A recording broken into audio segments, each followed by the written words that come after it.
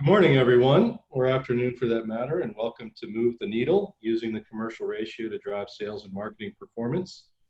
My name is Dave Irwin, and I've been involved in sponsoring these webinars since Scott kicked off his post-COVID-19 research, starting with sales enablement is at a crossroads, and then manufacture a healthy pipeline by mastering the middle. Now, this is the third webinar being sponsored as a continuation of this broad and very important topic on sales productivity. If you attended Mastering the Middle by Scott and Kunal several weeks ago, you heard about the commercial ratio and why moving to establish proactively a roadmap to improve sales and marketing performance is a good idea given the current economic conditions and uncertainty facing all of us.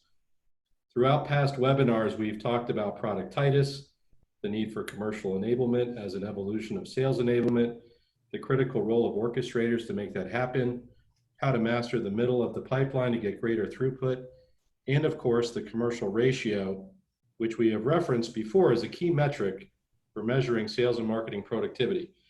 Today, you will get a thorough drill down into how to understand, calculate, and apply the commercial ratio to your business as part of developing your performance improvement plan.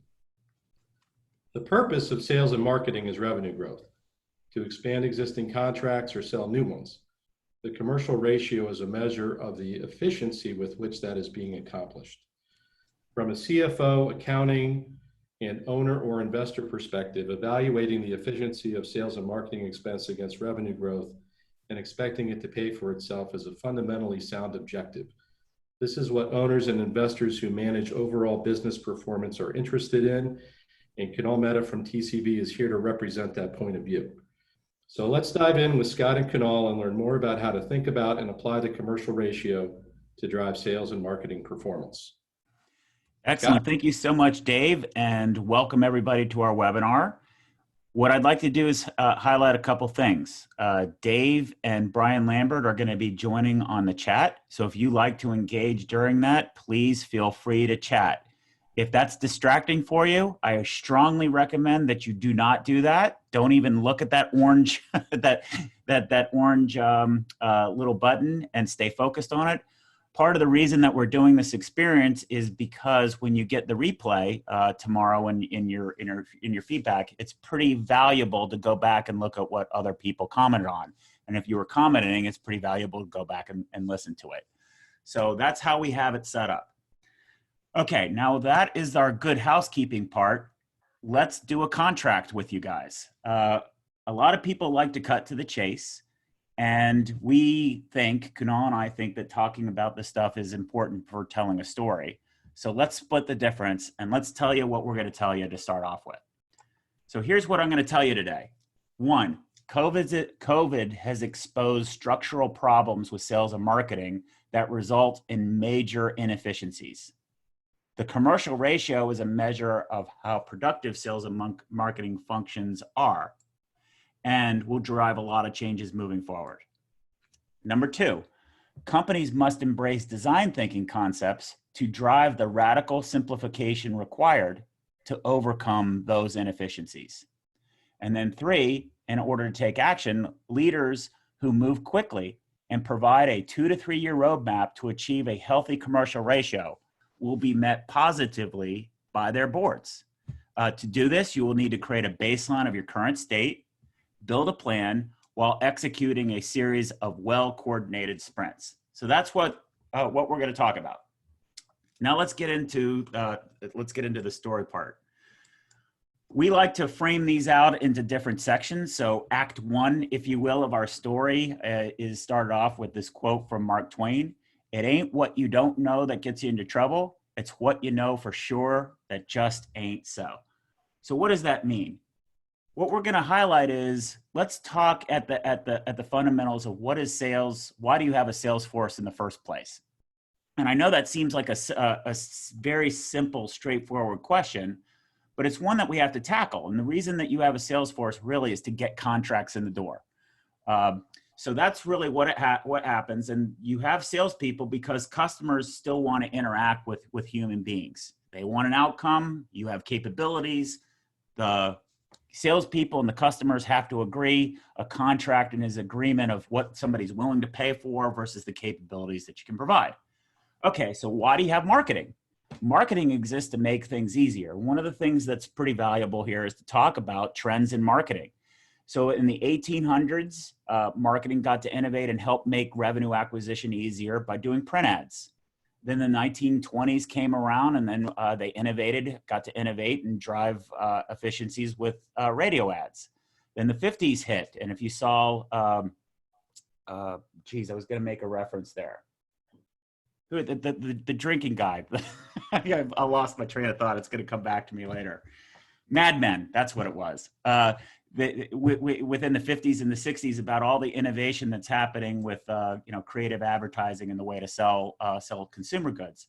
Well, then the 2000s hit, and we entered in the digital age with emails and website optimization, search engine optimization, et cetera. Here we are in the 2020s, and it's about digital engagement. Individual salespeople have access to the kinds of video broadcasting that they had in the 50s, or you can do radio ads like podcast or things like that. Individual salespeople can do a lot of these things, but marketers can do it too. So there's a lot of flux that's going on that's driving a lot of change. So what this does is it brings these worlds together, and it's basically sales and marketing can't be looked at two things differently anymore. They're two sides of the same coin. And the reason that we're using that coin, hopefully somebody will be able to call out while we're talking about coins in a minute. So what is the commercial ratio? We're going to spend a lot of time unpacking this and talking about it because it's both simple and complex at the same time. But a commercial ratio really is revenue growth is the purpose of sales and marketing. So we want to figure out what the revenue growth is, and that's calculated at what kind of growth is from one period to the next period. We like to look at that annually, divided by the sales and marketing expense. And the sales and marketing expense that's on the income statement, not by different departments. So you have to be able to look at all of the spending that is in sales and marketing to do this. And the reason that this is important is because when we're in a series like we are with COVID, where expenses are challenging and need to be managed, what you need to be able to do is the biggest expense item gets drawn a lot of attention to it. And with that, it gives you a way to gauge how well you're doing or how well that money is spending. So that commercial ratio in upon itself, a ratio individually are almost meaningless. But what we've done is we've created a scale. And what I'd like you to do is imagine this like an engine, right? Your car. And if you rev, you do the RPMs too much, you just sort of rev and spin and burn gas, but you don't go anywhere. That's what these ratios mean. So if your commercial ratio is between 0 and 0.75, that's viewed as being unsustainable. So the descriptors might be waste, inefficiency, the environment that you're in is highly reactive. You probably have a lot of conflict among people. In the green zone between 0.75 and 1.25, you're optimized. You're very proactive in the way that you're doing things, and you have minimum conflict. If you're in the 1.25 or 2.0, you might think, well, that's great. But really, investors are going to say, hey, maybe you should be looking to capture new markets. Another thing is you might have a lethargy set in and maybe not be open to innovation. And really the goal is how do you get outside your comfort zone to take more chances? So this is the overview. What we're going to do now is we're going to really hear the context of what this means from why investors care about it. And I think this is a really important section. So we've covered some of the basics. Don't worry, we're going to go back and cover the basics in more detail. But I think it's very important. How often do you get to hear what investors actually really think about sales and marketing in a way that's accessible in great language? So I'm really honored to have Kunal, who I've known for a long time, join us to help us translate that. Kunal, why don't you walk us through here? Tell us a little bit about who TCV is as a private equity firm, a little bit about yourself, what you guys do, and how you guys think about commercial ratio. Well, thank you, Scott, and good morning, good afternoon, everyone. Again, my name is Kunal Mehta. I lead the Center of Excellence for Sales and Marketing at TCV, which is a private equity firm based out of Menlo Park, and I'm thrilled to be here and have this opportunity to share some insight around who TCV is and the impact we make on growth. with the companies that we partner with. And Scott, maybe we can go to the next slide, and I'll give you a sense of TCV.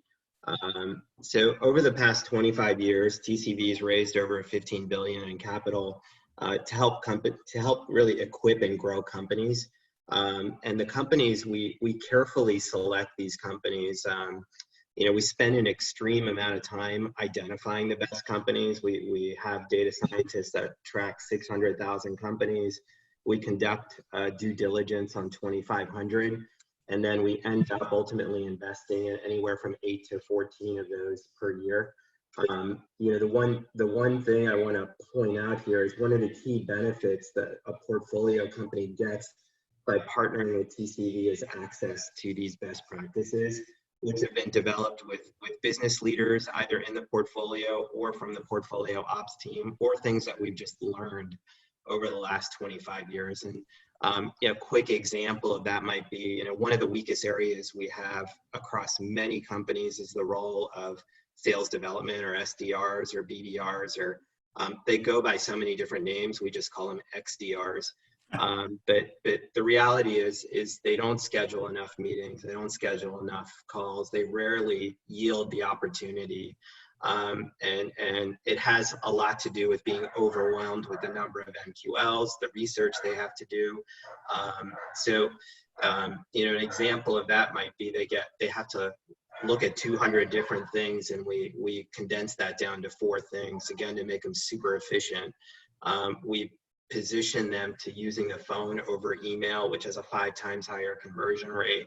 And I bring that up because that's just one part of the playbook. And many of the companies are benefiting from the X factor of these best practices. But as we look at the commercial ratio, we look at each one of these best practices as Lego pieces that fit together, that ultimately drive the needle on the ratio. And again, just if I go to the next slide, Scott. I thought I'd give you a quick sense of some of the companies that we've been involved with.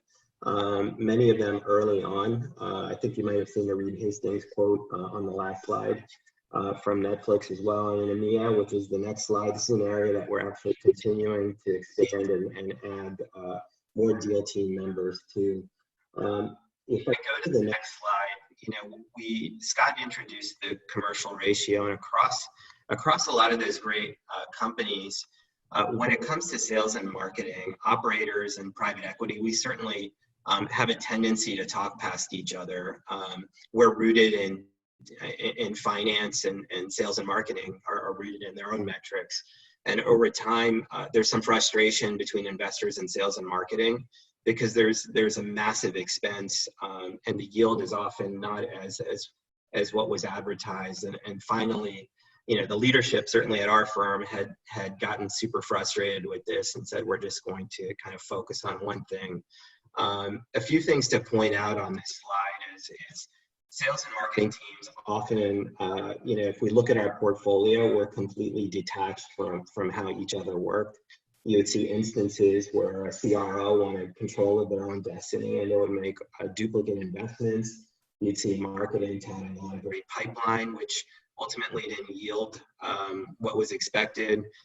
Many people were talking past each other, but from an investor perspective, the expected return simply did not pan out because there was a lot of independent operating in the sales and marketing team. So you had frustration across all levels, including in the portfolio companies between sales and marketing, and certainly the deal team members who would bear the brunt of that inefficiency by having to justify why the investment was so large in sales and marketing.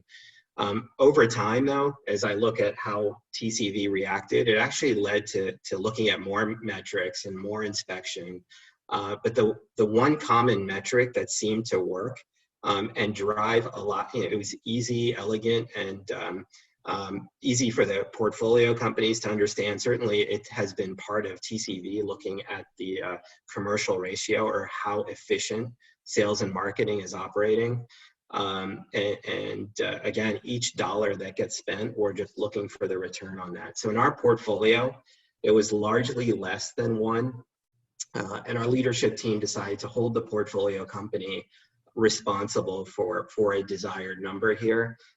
So we can, but we did it in a way where we could co-create value together. So if I go to the next slide, I'll just share kind of just the background a bit on how we thought through that. So what the commercial ratio allowed and what we mean by co-creating value. So if we look at this example of a horse pulling weight effectively, when I first saw this, I saw that one horse could pull 2,000 pounds, and I naturally thought that two horses could pull 4,000 pounds. What I quickly learned is that two horses could actually pull 18,000 pounds. So our approach is how do we more cohesively work together to get the overall lift in the portfolio, and one of the roles certainly within a portfolio ops group is to build these best practices or incubate them and extract them from the portfolio so that we can share them across the different companies and get an amplified effect. We talked about SDRs earlier. Before you even do that, there's certainly other projects that we'll get into in a bit to show you how they interconnect. But with that, Scott, I think I'm going to turn it over to you. Thank you, Kunal. And there's a couple of points that I want to make sure you make. And please, if you can, listen to the recording afterwards because Kunal shared a lot of information. What we're going to do is we're going to slow our roll down a little bit, and we're going to go through some of these elements because in going through this, Kunal mentioned a few things. So look at the breadth of portfolios. So the amount of inputs that Kunal sits on is massive, and you guys have rolled out the commercial ratio to how many companies? Well, it's part and parcel with how we approach every company now, with how we think through that kind of magic number, so to speak. Right. So it's 57, I think, was the last time we talked. Yeah, within the portfolio today, yeah. Right. So that's a lot of companies so what we're doing is we're hearing all kinds of feedback, ranging from, Kunal mentioned, the perspective or frustrations that investors might have. If you want to think about this as a human being, that might be somebody who sits on the board of your company and has opinions about the direction of the overall business. But then also as board members, they interact with your sales and marketing leaders. So there's dialogue there. So what we want to do right now is we're going to go through ways to help connect the dots, because as we've advanced this concept, it was in our first webinar, as Dave mentioned, and a lot of people, there's just a lot of questions about it. What does it mean? Are we overthinking it? So what Kunal and I are going to do now is we're going to walk through and try to help connect some dots. So let's break this down and connect some dots. That was an elegant transition there. But one way to look at it is what's really important when you look at a metric that's tops down that we want to embrace as sales and marketing and sales enablement professionals is you have to realize that the perspective of that metric is going to be different depending on who is the person looking at it. So Kunal's world, they view your company as the product. It's as if it's a value engine. They give you money, you convert that money into valuable things for customers. Customers give you their money based on how valuable that stuff is. And when you look at an engine, there's really three parts to this. There's a strategy system where value creation is working. So that's the business strategy, what the merger and acquisition plans are and all that good stuff. There's the value delivery part. So that's the overall portfolio and who's actually delivering the products and services to the customers.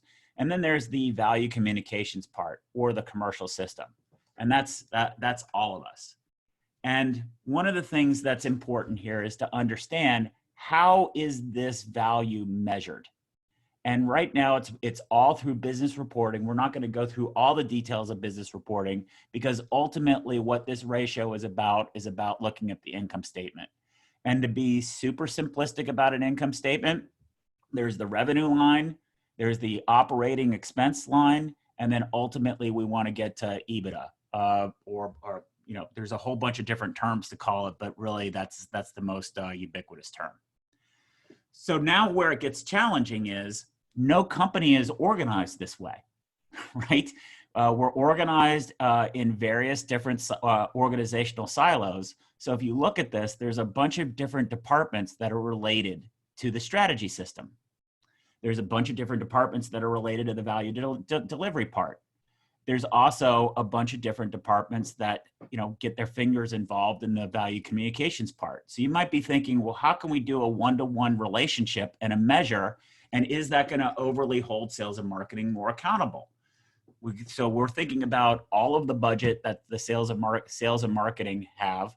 Then there are client-facing executives and whether they're accounted for or not accounted for in the sales and marketing with consultants, probably would be more associated with delivery. And then you have service and customer support people that are interacting with customers, and some of them have quotas, but they don't. They tend to not be associated with sales and marketing spending. So it is complicated, and your investors know this, but this is also not an excuse to not look at it that way.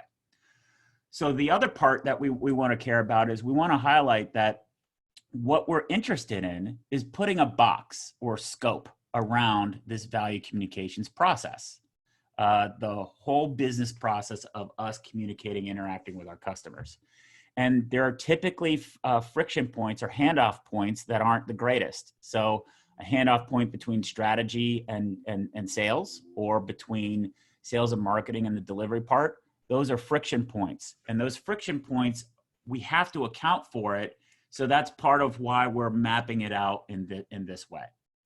Okay, so now let's talk about the fundamentals between the calculations and that. So the income statement, what we're really focused in on is the commercial system is about maps to the top line revenue and the sales and marketing expense category. Now, it's very important that you understand how your company does these calculations, because your individual budget that you might roll up into is probably part of other spending. So that's where the calculation is going to pick up as any dollar spent, whether it's your budget or not your budget, any dollar spent in sales and marketing. So it's really good to know all of the cooks in the kitchen. So here's an example of how this matters. And I'm going to ask Kunal, after I build this up, I'm going to ask how this maps to what you guys are seeing and what expectations investors are going to look at. But let's bring to life that commercial ratio and break it down. So here's an income statement of a company. I don't want to put anybody on the spot really about going through this analysis, but this is a public company. You can see their revenues in 2019 were $427 million. Their cost of revenue was $109 million. And their sales and marketing spend was $169 million. So if you look at the highlighted areas, those are the only things that we care about. So last year, their revenue was $134 million. That means they grew $87 million. So we took the 86.58 and put that at the top. That's the revenue growth. And then the $169 million spent here for sales and marketing, that's how we arrive at a commercial ratio of 0.51. So you might be saying, wait, sales and marketing drives all of the revenue. But really, in a lot of cases, in many cases, there's this cost of revenue. The customer support people, the people who are dealing with customers on a day-to-day basis and working on renewals, those costs are picked up in your cost of revenue. So from an investor standpoint, if you're spending a ton of money on sales and marketing for renewal, you're not doing your primary objective is for growth. So Kunal, can you add some color to some of the things that we shared about with before I go on and build on this example? Sure, I can share a couple of things here. I mean, the primary goal of a private equity company like TCV is growth. So when we pour money into sales and marketing, the expectation is going to be growth. And just to add a little bit of color here is and Scott, I'll try to do this simply, is if you take a multiple, like when you take a multiple, if you get 10 times, for every dollar of growth, if the value of the company grows by 10, if you're only getting 50 cents back for every dollar you spend, you got $5 in growth. And if you have a ratio of 0.8, you got $8 in growth. So that's where that ratio starts to make a difference in the valuation as well. But the point, we make investments in sales and marketing for growth. is the primary point I think we're looking to make here. So another thing to bring up is let's think about different types of investors. There's a VC company, and they're going to be more involved in early stage. So it's likely they'll be less interested in what this commercial ratio looks like. Then there's private equity. So Kunal's company takes ownership stakes in a lot of their clients, and there's public companies. So this is a public company. So let's unpack what will happen if this company were to move the needle on its ratio. So why does this commercial ratio matter so much? Is that if this company were operating at a 1.0, which is basically break even for sales and marketing, if you look on the left, here's the baseline of what their income statement looked like. When you change and say you go from 0.51 to 0.10, either the costs stay the same, but because you're more efficient, you generate way more revenues. And look at what that impact is if you look at the bold of what the impact would be on margins, and compare the difference between EBITDA in the baseline of $2.3 million versus $94 million. That is significant. Or on the other hand, if you say, look, where is our cost takeout opportunity? In other words, many of us are being tasked with cutting fat, not bone. How much fat is in this system that we could take out? And there's $86 million or $82 million of cost takeout left. So you could take that out, and then the cost reduction would be huge. And then you could pocket $84 million of EBITDA. So this is the impact of why these things matter. And now let's pay out what Kunal was talking about with the multiple. There are two ways that you can look at a multiple. Price to earnings is one metric that anybody can go look at. And in this case, this company doesn't have a history of being profitable. That would be the EBITDA that you'd compare it to. So we don't have a multiple on that. But this company, back to Kunal's point, has a price to sales of 6.31, meaning every dollar of revenue this company generates is worth $6. $6 to investors. So with the $82 million of extra revenue growth, that would have an impact of $500 million on market cap. Just let that sink in, $500 million. So these little things actually mean a lot. And that's what Kunal was sharing with you. And to give you, to breathe some life into it, companies are all over the place. We took a stab at coming up with some comparable commercial ratios to give you a sense of how other businesses are performing across different industries. Is this only for SaaS businesses is a question that we get. No, this is about how well you're executing. Yes, there's a whole bunch of details that you get into, but you can see real quickly the value of looking at it at a high level. Okay, so Kunal mentioned the, go ahead. I was just gonna say on that one, like across TCV, you'll see that range from 0.35 to 1.5, but every company has a goal. 1.5 isn't necessarily good as well, because we may not be canvassing the market as fast as we can, but certainly 0.35 would not be acceptable. So each one of those companies has a goal to get more efficient. And then we plug in those projects that help them move the needle. Excellent.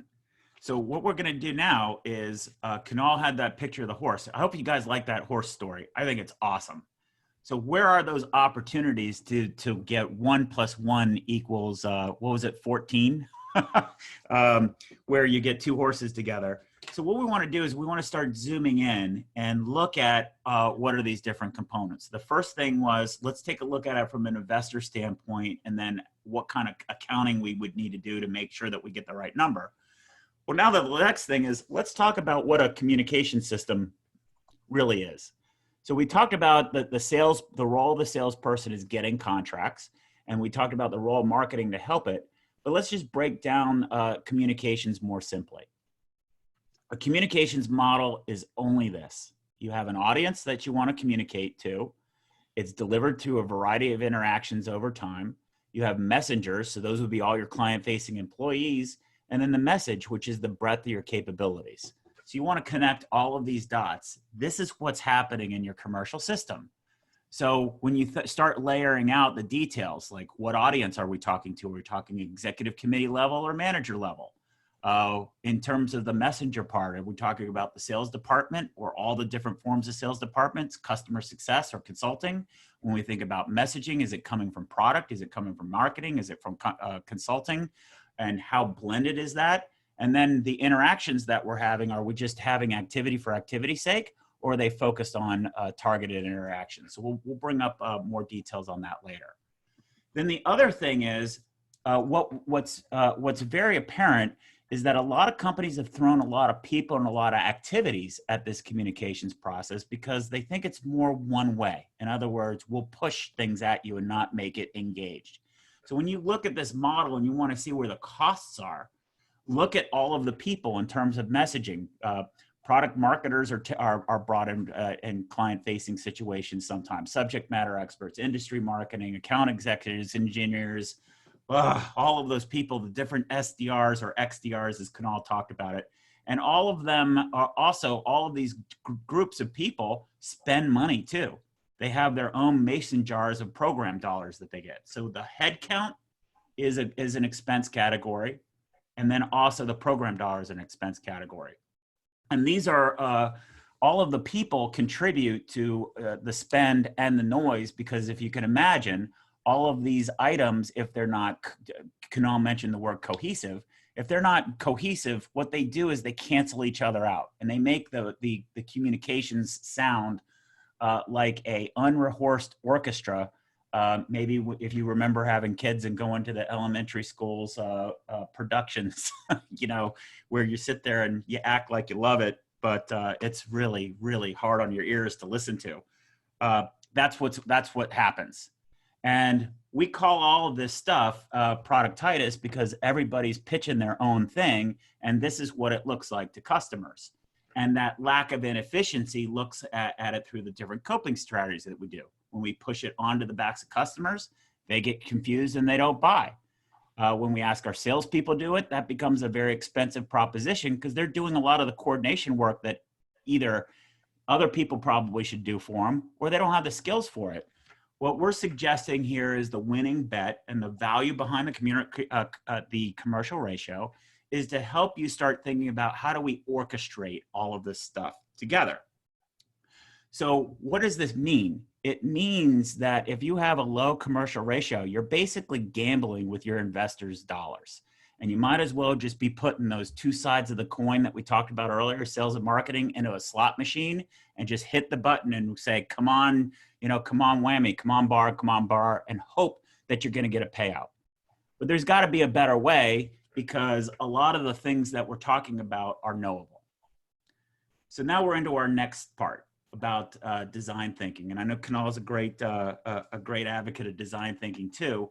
We're going to baby step this approach for you as well. So Kunal talked about rethinking the overall approach. Part of the difficulty is confronting the issue of complexity. And there's an interesting thing about our brains as human beings. All of us have it. Our brains aren't designed, or actually our brains are designed to hate complexity. So that's really what makes this problem so interesting, is when you're outside of it, you can talk about it. But when you're inside of it, your brain just wants to shut it down because you want to do things. And unfortunately, those do things are going to be mapped to those mason jars. So your instinct could be contributing to the problem. So let's talk about the productitis creates complexity, which creates a big barrier. So mathematically, complexity really has two dimensions. There's the number of moving parts involved multiplied by the number, how interconnected they are. So what does that mean? What it means is it gives us an opportunity to actually build or plot out patterns so that we can actually manage it. And this becomes incredibly empowering. So if you look at this chart on the bottom, we have the number of connections that our customers need to make in order to get the most value, most economic value out of the products and services that we've got. Then the other axis, the vertical axis, where it says parts, that'd be the number of parts. So that might think about that as the number of products that we have, or the number of features that we've got and also the number of stakeholders involved. So if you think about that and think about what those interconnections are, you have low amount of connections required with a low amount of parts. That's a lot more manageable than a high amount of connections and a high amount of parts. So what you can do is you can plot out the relationships that you have with your customers. And what you're going to find is, if you look at the spot diagram, you're going to find most of your relationships factor in the low to low category. Why? Because you probably have sold products to them, or they bought products from you individually, transactionally. But you're also going to see different clusters, and you're going to see different clusters center around. And if you actually figured out what the economic value of each of these different parts are, what you're going to be is amazed that those light green areas, those 3 light green areas, are probably worth more than 2/3 of all than the total of what the red is. But you need to do this analysis yourself, because what you want to be doing is you want to be a lot more targeted and a lot more focused. So then the other thing that's really valuable here is that when you look at the lens from a customer's perspective and what they find is valuable, there's really 4 buckets. The human being that's involved in the low to low category, all they really want to do is complete the task. What they're buying from you, they want to get it done quickly and as cheaply as possible. They don't really want to hear an upsell opportunity or a pitch or what your value add is or what your commercial insight is or anything like that. But then when you look at the other end of the spectrum in the light green, what they're after is, how are you going to partner with us to generate results? So each of these different value perceptions matter, because if you look at your product portfolio, they can be configured in a bunch of different ways. And that's what makes communicating this stuff so a huge opportunity and so much challenging. So when we think about it, is that there are 4 basic patterns of value perception that exist that we can build from. So how would we map that out to that communication model to start off with, so we can start getting some streamlining? Well, think about this as a canvas that you would place those different things together so that we can complete the circuit of our communications process. We need to have a targeted audience. So which one of those audience types are we after? Those businesses types, relationships that we've got. It makes sense that we'd have a different messenger or a salesperson interacting with those different folks.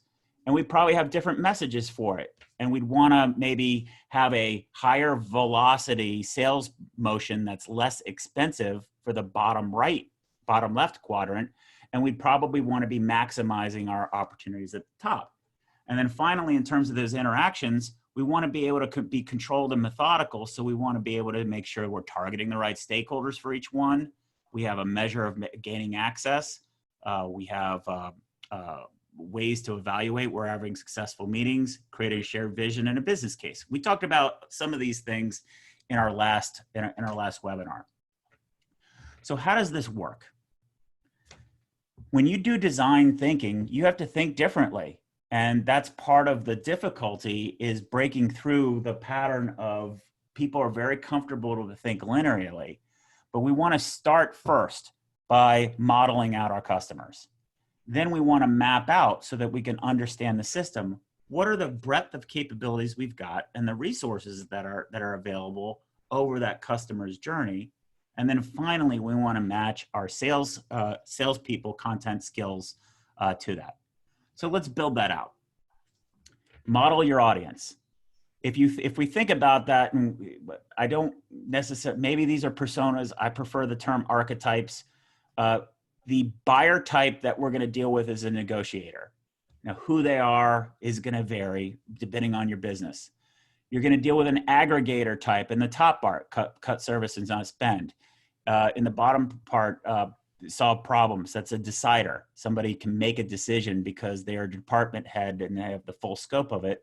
And then a driver is going to be somebody who has to work across the organization. These are the types of people that they've got, and they have very predictable patterns of how they work and operate.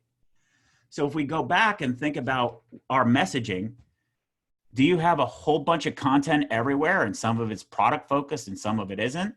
Well, what you want to do is you want to make it simple. So you don't want to be giving solutioning information or customer insight information to negotiate or buyer type, you're just going to alienate them. So strip it down and give it the minimum descriptive information.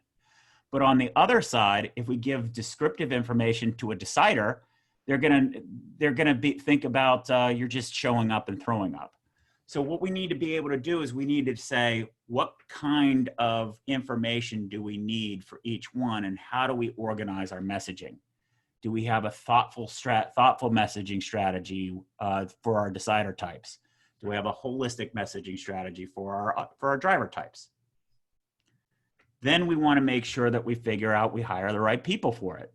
So sticking an expediter type salesperson who's going to be highly volume driven, really great on the phone, and stick them with a driver business type where they're trying to represent value across your whole business isn't a fit. It's a square peg in a round hole. So does that get us to a point where we're actually not gambling? Well, not so much. You do have these patterns. They exist, whether you're aware of it or not, you don't know. But what happens a lot is you have you have a decider type, buyer type, and you've got a salesperson who's got a comfort zone of being a connector, and the content that they have access to is product-based and descriptive. These things don't pay out, and that's why we have inefficient structures. So what we need to do is going back to design thinking, again, and say, why do we have this? These human beings that we have interfacing with our customers are building relationships. And a relationship is based on a rhythm. You don't prescribe to somebody, you get 3 activities and I pound them with this amount of content and I nurture them and then suddenly they buy. Things don't work that way.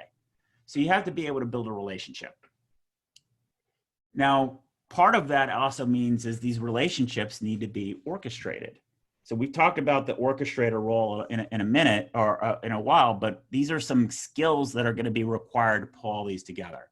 Mission and goal focus, prioritize the right goals at the right moments, guide the narrative by confronting reality, drive results by design, not effort, unlock energy and create momentum, catalyze change through collaboration. You're going to hear more about these attributes.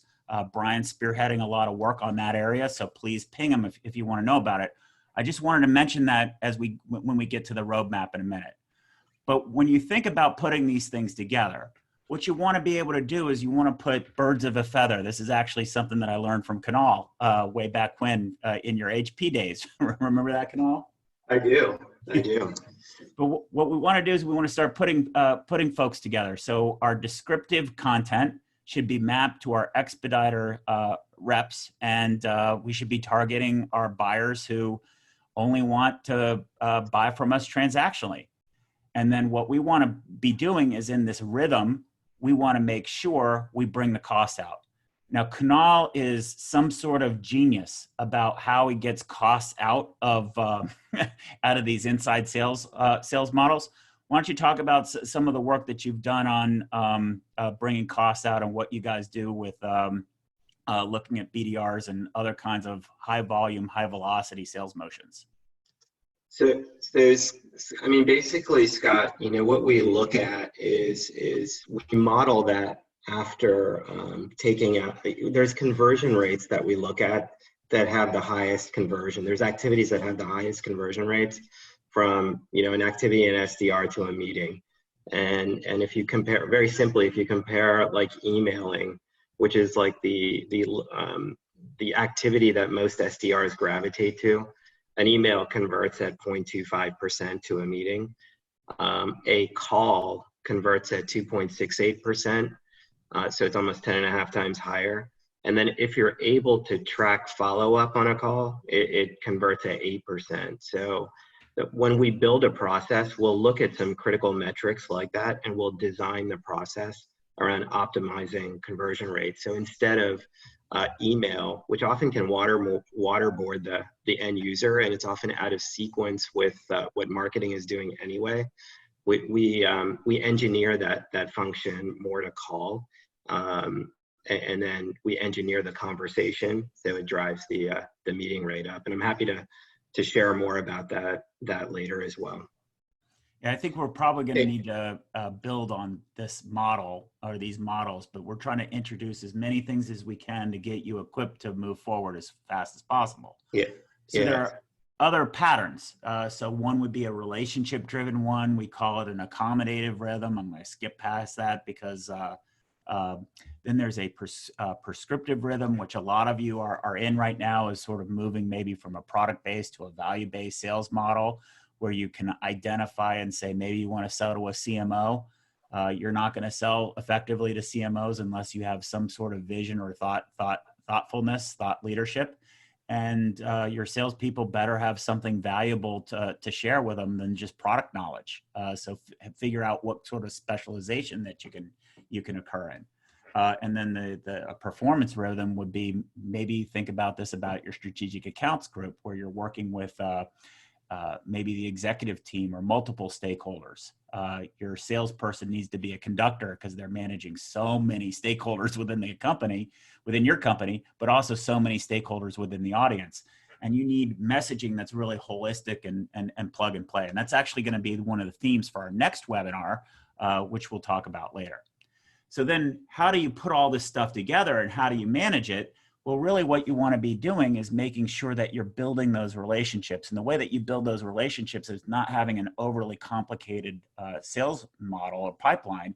It's really focusing on, hey, in order to drive those relationships at the value that we've got, with the economic value that we've got for our messages and our capabilities and the skills that we need to be able to do it, are we targeting, are we matching our salespeople to the right people?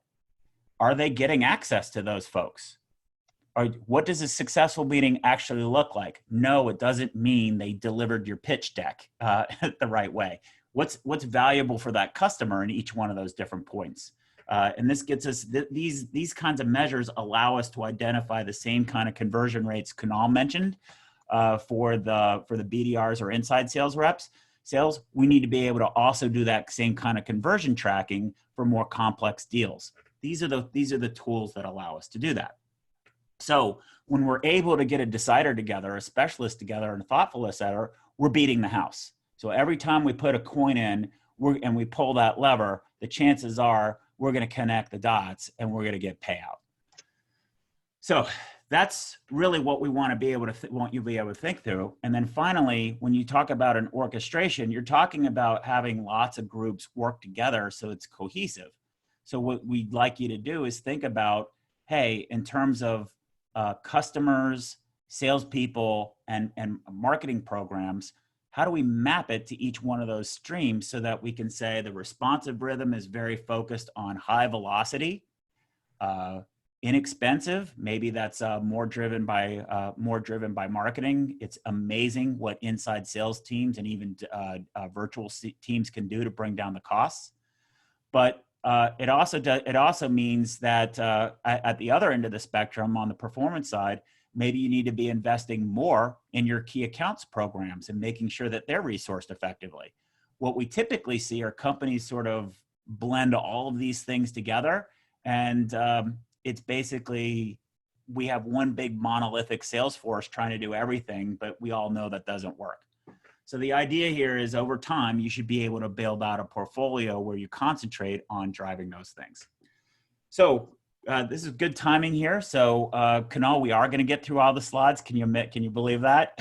I can. Hey, Scott, there was one question on the SDR thing about what's the center of gravity around that process. So the first kind of design point is in 100% of companies that the B2B side, marketing attribution's broken, and there's a couple of reasons why. So the process that we install fixes that, because we need to be able to track the ROI of marketing spend with a lot of efficiency and rigor, and the CMO wants the same as well, and so does the CRO. Then we engineer around calling. That's kind of the second area. And then the third area is making sure that first qualified discovery call, we have both the SDR and the sales rep on it, and it's a highly prescriptive process, because we want to make sure if we qualify something and put it into the pipeline that we have certain things answered. And you often see things fall out of the pipeline because qualification's poorly done on the front end. So the process kind of has multiple things that we're tackling. So I see questions in there, so I just wanted to address that. No, that's awesome. And I guess what I'd like the audience to do is ask us for more details. We can do more webinars and zoom in on these details. What we want to do is give you the payout that we want to give you is what is a roadmap that you can do to move the commercial ratio, and we need to equip you. So the first thing we need to equip you with is what to look for. The second thing we need to equip you with are some tools to help you simplify. Now what we want to equip you with is what steps you should follow. So we're at the point now where we're talking about never let a good crisis go to waste. And I have been in the sales and marketing business for at least 20, 25 years. I've never seen an opportunity so great for sales and marketing leaders to step up and actually put in front of the board a roadmap to be successful. So here's what we would ask you to think about. So think about the example that we shared. The opportunity of moving the needle on your commercial ratio, it's not an issue to be scared of. It's transformative if we can get it right. So think about this. The opportunity for a $420 million revenue company to add $82 million of revenue is the potential is huge. That's not insignificant. But when you throw in the multiplier, it's a $500 million of market cap. This is going to give you that 2-year runway to be able to figure out how do you move the needle and make the changes that you need to do. So what can you do? Well, the first thing is you don't want to do things on the left. You don't want to just do random acts of onboarding, account-based marketing, sales training, sales process work. You have to stop doing that. What you have to do is you have to figure out how are you going to anchor things. We've introduced this concept before. We'll make available if you want to email us. We'll send you out when we introduce this model before. But you want to think about talent. Do you want to build a concentration on talent enablement, organizational enablement, message enablement, pipeline enablement? Because what we want to do is we start chunking off areas that we can build consensus and agility behind. So here's an example of one of the people who were early adopter of the commercial ratio, literally from the first call, said, wait, we want to know more about it. And what they identified is their enterprise business is a huge growing segment. However, they think that they're set up too much. They've got too much muscle memory to organize like a SMB. So what do? We're trying to hire in more enterprise people, but the culture and the muscle memory of the rest of the organization, it's almost like the host is rejecting the body. But having a tool like this makes identifying that issue doable. So that's not one is find out little pockets to get started, and these tools help you do it. The second thing is you want to be even more discreet because you're not going to be able to do this galactically all tops down. You're going to need to start bottom up. But you don't want to do, Kunal talked about them as Legos. Also, you can use the word sprints interchangeably, but you want to be able to say, if you want to look at moving the needle and you're not in the sales organization, you can really concentrate on the message part. Well, maybe you start focusing on providing targeted buyer insights. I did not say personas. We'll talk about that in a minute, but or late at future dates. But really, it's go find the executive wallet owners and figure out what they care about. Make sure that's more available to salespeople, or find ways to have more concrete differentiation that isn't just compared against your competitors, or create content that's more consumable. These are real things that make a significant difference. So the point is, use this grid here, maybe change it around yourself. You're going to be able to, you have the slides because you've attended this show when we replay it back. But use this to figure out, pick one or two of these areas and build a sprint around it. And then what you want to be able to do is lay it out in terms of a roadmap. So you want to be able to start with a baseline. So you want to maybe baseline your talent and do maybe an outlier analysis. We can talk through each of these parts. Organizationally, figure out how you might segment out. On the message side, determine whether or not your value proposition is real, an economic value proposition for the target audience that you're looking for. or pipeline, do end-to-end pipeline analysis. Whatever it is, before you start doing sprints, get a baseline. And then what you'll want to do is pick these sprints, plot them out, but make sure that they're in swim lanes so that you can develop business practices to anchor these things and connect the dots. And then what you're going to find is over time, once you want to do sprints, then you're going to combine them and anchor them so that you can drive cultural. And then you want to move into integration. So you're working on the messaging, the feedback, the insights, and optimization part. The red triangles would be reviews. So maybe you do a whole bunch of sprints, then you do a readout for your executive sponsor, and then you do the anchoring activities, which is combining those things, and then you'd have a readout for your executive team. This is what that all looks like. So Kunal, we have a great example of where you guys find a lot of low-hanging fruit to start off with, called propensity to buy, and that's the second baselining part here. Why don't you tell us a little bit about the propensity to buy model as an example? Okay. So my boss came from Vista Equity, and now she's at TCV. She's very wrapped around creating frameworks and structure. So this allows us to go faster, communicate more crisply, avoid confusion. But that first Lego block we look at to impact the commercial ratio is building a propensity to buy model. And with COVID-19, it actually accelerated our ability to do that across the portfolio. And when I think about propensity models, I think about it the same way I would think about Waze. With Waze, I put in a destination, I get directions and how long it takes.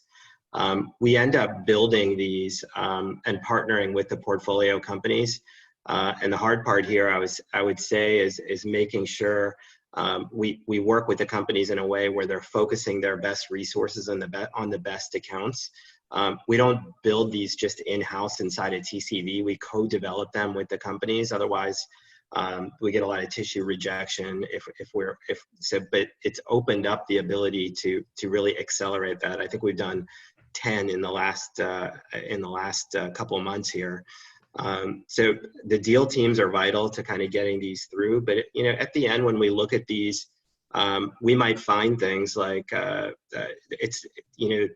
we'll get insights on the companies that have the highest propensity to buy, but we'll also get insight. Is it easier to sell to a company with Workday versus twice as hard to sell to someone with SAP?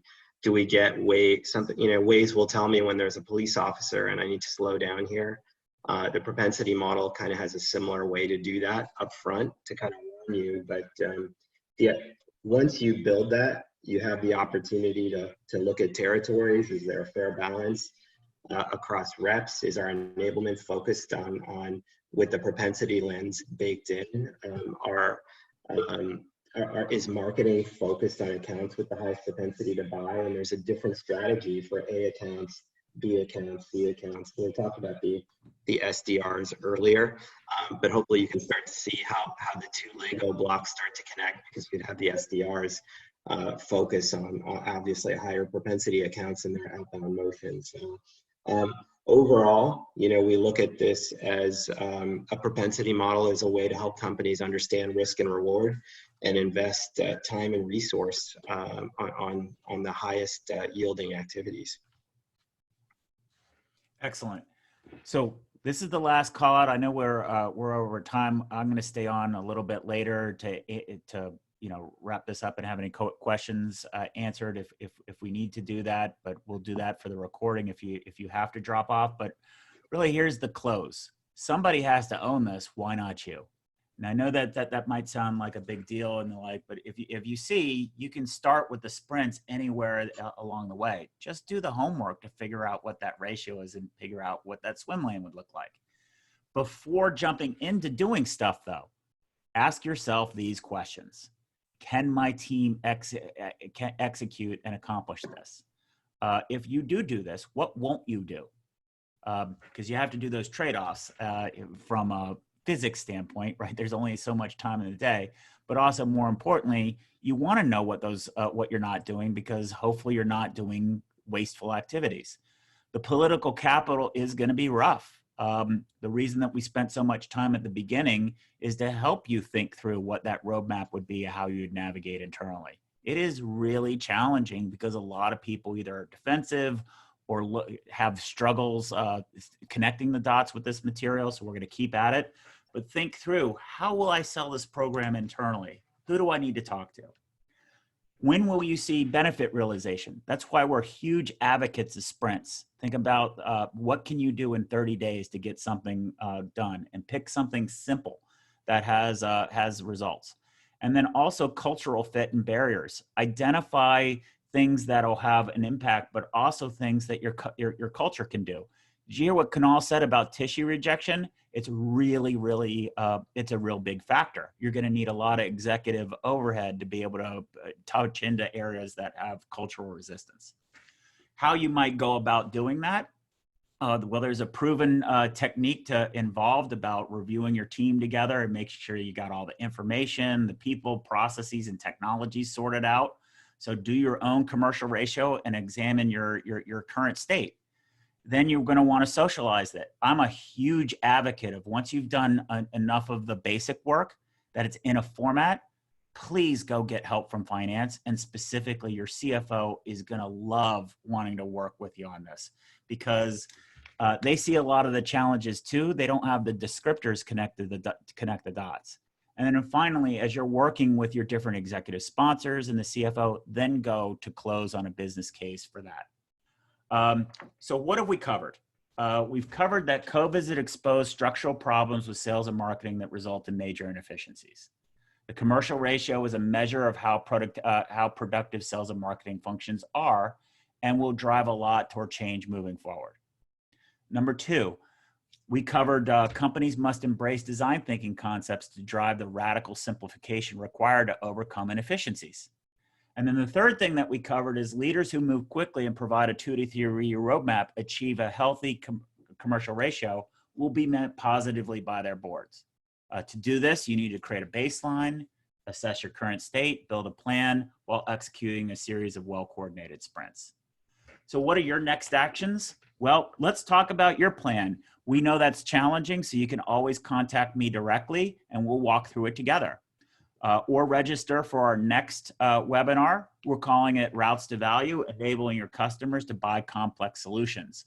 So that's going to be much more of a focus on the message side of things and be more targeted. You can register today. You can always join our podcast that's focused on orchestrators and learning in it that Brian and I do. That's Inside Sales Enablement or InsideSE.com, and go listen to it there. So with that, we're at a wrap. We covered a lot of ground here in an hour. So thank you very much for everybody being patient. This is why we're recording it. This is why we want to have chats. We want to have a lot of information available. We know we covered a lot of ground. The reason that we're doing this, Kunal and I are doing it, is because there's a lot of change happening and there's a lot of change moving forward. So with this, I'm going to actually ask Brian and Dave to share shared feedback of what sort of conversations were happening in the chat session that we could use to connect the dots here as we wrap out our webinar today. Yeah, overall, this is Brian. Thank you everybody for the chat. Great dialogue back and forth. It was hopping again, Scott. I think there was really two buckets. There's the overall, I would just call it change management aspect, and then there's the numbers piece. So from a change management perspective, it's the idea of overall, how does this land, and then how do you handle perhaps the internal questions as it comes up from the different mason jar owners, right? So I think that's what it was getting to. So all that chat happened, but overall very positive. It's just, how do you inject something like this in a host body that's more response oriented? And I think the Rhythms did a good job of explaining that. So no real specific question, just a summary there. Dave, do you have anything from a numbers perspective that we need to cover off on with Scott? Well, I think there was quite a bit of conversation in the chat, and some of the comments are just questions. You know, why is the top line not gross profit? You know, what about the lag effect of sales and marketing investments? But it's a really rich discussion, and I wanted to point out to everybody that there is a website, commercialratio.com, Scott, that you've put up, where we can answer a lot of these questions and continue the dialogue and sort of the Q&A as part of an ongoing extension of this webinar. I'm glad you raised that. And if you're still on, or if you're listening on the replay, please engage in those conversations. There's a reason for a lot of these things. Some of it has to do with optics or order of magnitude. Commercial ratio is an order of magnitude evaluation. There's different strategies too. You can do a commercial ratio by each of your sales channels or by your business units. Companies are doing that too. What we need to do is we need to basically do three things as a community, right? One is we have to help give you guys the information that you need so that you're not intimidated talking to a CFO or God, boy, it's really stressful talking to some of the investors that are in Kunal's company, because they just have so many metrics and they're just so wired on those numbers. So we need to get comfortable with that. So whatever we can do to make you more comfortable on those numbers, we'd like to do. The second thing is, so once you overcome that, the next thing that we're going to need to be able to do is help overcome what the fear factor is, or anticipate what the responses are. And I think what you're going to find is, as you have more conversations around this and maybe role play it out with some friendly people, or even Dave or myself or anybody, what you're going to find is it's a lot simpler than you think it is. It's just new. And what you're going to run into is a lot of either pushback because it's, oh my gosh, I'm going to get fired, exposing that we're not doing well. But guess what? The commercial ratio is a metric on the whole company. So if you're going to get too defensive on that, then there's different issues. Maybe there's a cultural problem inside your company than it is a numbers problem. And then I think the third thing about that would be, how do you get comfortable to start shopping it around? And again, we think it's really valuable if just give us more information, push back. I don't get this, I don't get that. The more discreet your questions and feedback are to me, the easier it is for us to put that information out on commercialratio.com. So those would be the variables that we look for. Thank you everybody for attending. I'm very much looking forward to seeing the chat. Thank you so much for Kunal. It's amazing, guys, isn't it, to have somebody like Kunal who's got a petri dish or a laboratory of 57 companies all doing these different variables. He covers so much ground on the things that he talks about. I'm glad we have this recorded so that you can unpack and listen to it. I strongly urge you guys to replay that. I think it's very important to understand there's a gap between the portfolio company and investors, and there's a gap between the executive team and direct reports. And then also there's gaps between individual department heads, like a VP of sales or a CMO, about how much of these numbers do they understand. And if you're in the position to where you can do that English to English translation and connect the dots, you're executing orchestration. So those are things to pay attention to. The excellent work Brian's doing with other teammates around what orchestration are. Please feel free to give me a reach out. The email address is there if you'd like to talk through these things, or just email us questions that we can put up on commercialratio.com. Thank you so much, Brian, for manning the chat. Thank you so much, Dave, for the kickoff. And thank you, everybody, for attending. This was fantastic, and I appreciate everybody's time. Good luck, and hopefully we can find ways to help or work together. Take care. Thanks, Scott.